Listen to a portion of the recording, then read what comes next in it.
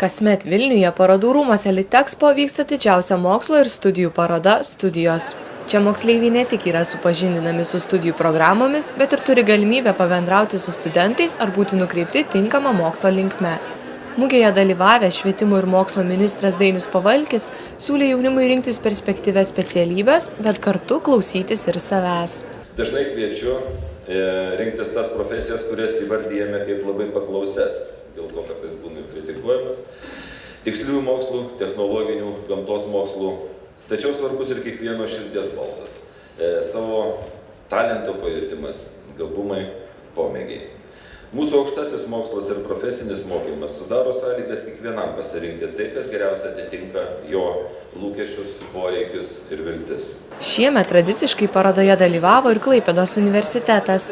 Tad moksleiviai iš visos Lietuvos turėjo galimybę susipažinti su Uostamiesčio aukštąja mokykla ir jos siūlomomis studijų programomis. Šiemet parodoje pristatytas Klaipėdos universiteto stendas skyrėsi nuo pernykščio. Mūsų stende dominuoja tokie dalykai kaip mechanika, elektronika, informatika, tai iš tikrųjų jie pagrindė tokie žmonės ir ateina. Atvyksta iš visos Lietuvos, iš Alytaus buvo kelios grupės, iš Vilniaus apskrities, iš Panevėžio, Kupiškio. Klaipėdos žmonių dar nesutikom, tai laukiame. Tikimės, kad kitom dienom ateis. Studentų nuomonė, tokios mugės kaip Studijos 2014 yra itin naudingos moksleiviams.